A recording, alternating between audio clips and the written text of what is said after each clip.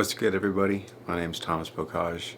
I'm a photographer based here in Fort Worth, Texas, and today we're going to be talking about my first film camera, the Mamiya RB67.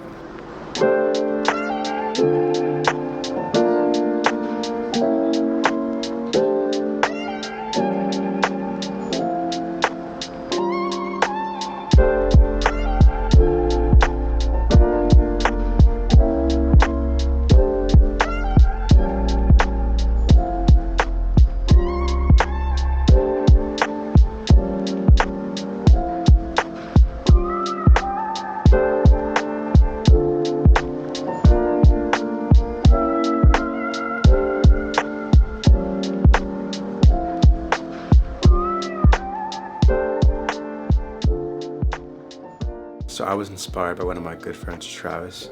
He actually introduced me to photography. He had acquired a Rolleiflex medium format film camera, which, if you don't know, is like a $2,000 camera from one of our friends, Drew. And after that, I was super interested in just film in general.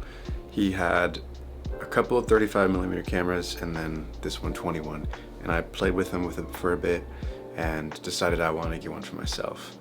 And then after research, a lot of research, and combing through eBay pages and pages, I found a good deal on this Mamiya RB67 for about 300, 400 bucks, which, like, compared to the rest of these medium format film cameras, is super affordable. When it comes to usability of this camera, I personally have no problem with it.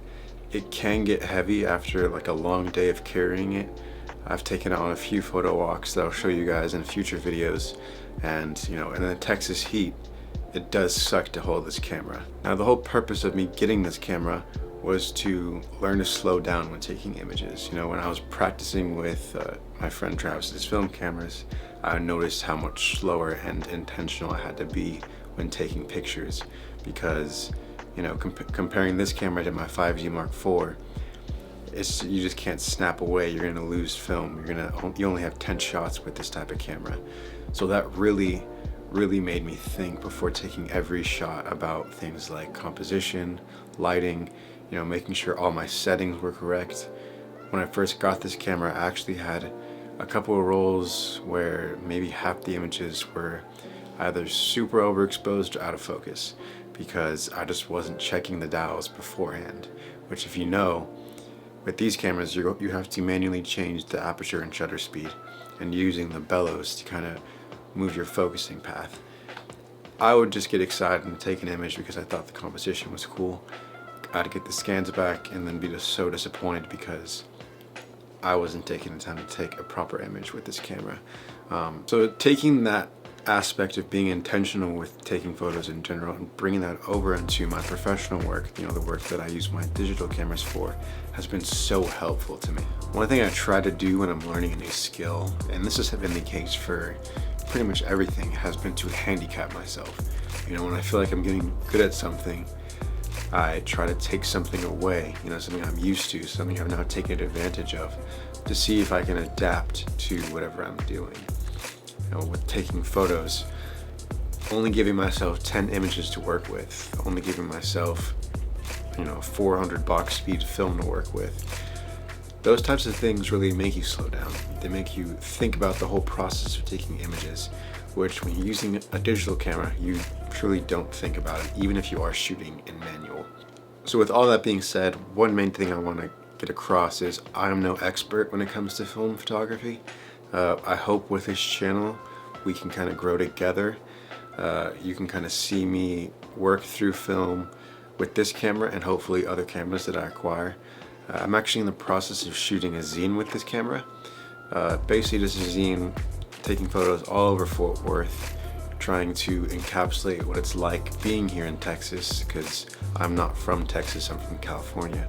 But I feel like this is just a project, especially with everything going on with the coronavirus, that has allowed me to express my creativity in ways that I haven't been able to do that because of the lockdown. And I'm excited to share those images with you guys before I make the product itself into something that's tangible. I'll be documenting the process of shooting. I'll be trying to document the process of editing as well, sharing that with you guys.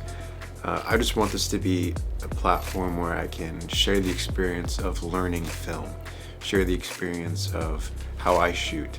And you'll see that with other videos that I post on here as well.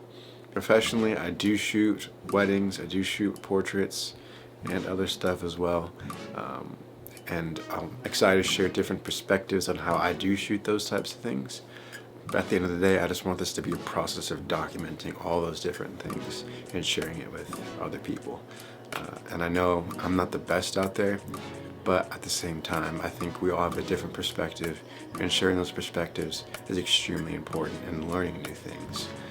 Because you know, how someone sees the world is going to be completely different than how I see the world.